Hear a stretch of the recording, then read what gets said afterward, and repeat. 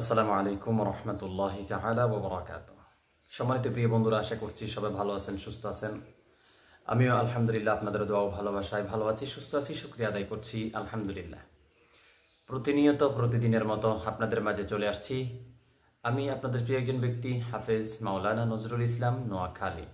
প্রিয় বন্ধুরা, আপনারা দেখছেন আপনাদের প্রিয় একটি চ্যানেল মুনতাসির টিভি। আজকে আমরা ব্যতিক্রমী ধর্মী ভিন্ন একটি ভিডিও নিয়ে আপলোড দেব ইনশাল্লাহ। ভিন্ন একটি ভিডিও করব, সেটি হচ্ছে বেশ কয়েকজন ভাই আমাকে প্রশ্ন করেছিলেন যে হুজুর, আপনি জিন জাদুর যে চিকিৎসাটা করেন সেটি ভিডিও করছেন না কেন? অন্য অন্য যারা রয়েছেন তারা ভিডিও করছেন, আপনি কেন ভিডিও করছেন না? প্রিয় ভাই, এখানে কয়েকটা সমস্যা রয়েছে যেটি আমার তরবিয়তে যায় না বা আমার নেজামে এগুলো নেই। আপনারা দেখেছেন সর্বপ্রথম আমি কিছু ভিডিও আপলোড করেছিলাম, কিন্তু যেটি আমি দেখেছি যে ভিডিওটা আপলোড করে আদৌ আমার যতটুকু উপকার হচ্ছে, কিন্তু তার চাইতে ক্ষতি হচ্ছে তাদের, যাদের ভিডিওগুলো করছে তারা একটু ইতস্তবোধ করছেন। আবার দেখা গেছে এই ভিডিওগুলো করার জন্য ওদের কাছ থেকে অনুমতি চাইতে হয়।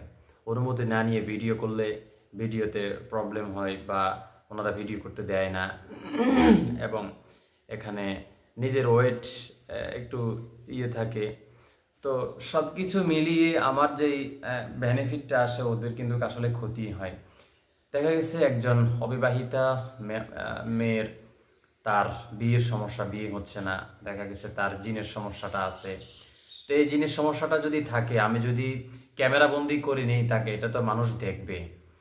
তো দেখা গেছে তার বিয়ের সময় দেখা গেছে এই সমস্যাটা কিন্তু তার জন্য বড় ক্ষতির দিক হয়ে দাঁড়াবে। আবার দেখা গেছে অনেকে মুখোশ পরে আসে, বা তো যতই কিছু বলেন না কেন ভাই, একজন মহিলার কণ্ঠস্বর অন্য পুরুষ শোনা এটা খুবই মারাত্মক গুনাহের কারণ। তো এই জন্য সর্বকিছু মিলিয়ে আপনারা দেখেন, আমি প্রতিনিয়ত ইসলামিক মাইন্ডের বা যতটুকুন ভিডিওগুলো আপনাদের হেল্পফুল হবে আমি ওই ধরনের ভিডিওগুলো কিন্তু আপনাদেরকে দিয়ে থাকি, উপহার দিয়ে থাকি বা আপলোড করে থাকি, যেটিতে আপনারা উপকার পাবেন। আমি সে ধরনের ভিডিও কিন্তু দিয়ে থাকি। তো এই জন্য আসলে মূলত আমি ভিডিওগুলো করি না। আমার চেম্বারে আসলে দেখবেন আমি একটা ভিডিও করি না। আগে আমি কিছু ভিডিও করতাম, জিন জাদুর যে চিকিৎসাগুলো প্রথমে দিতাম, কিন্তু এখন ইদানিং আমি করছি না। এই কারণে এক নাম্বার হচ্ছে অভিভাবক যারা তারা একটু ইতস্তবোধ করে, তাদেরকে জোরপূর্বক ভিডিও আমি করলে করতে পারে, কিন্তু আমি এগুলো করছি না।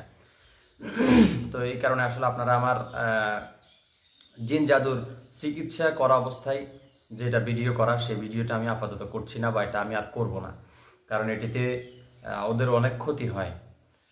তো এই জন্য আসলে ভিডিওগুলো আমি করি না। তো আশা করছি আমার কথাগুলো আপনারা মোটামুটি বুঝতে পেরেছেন।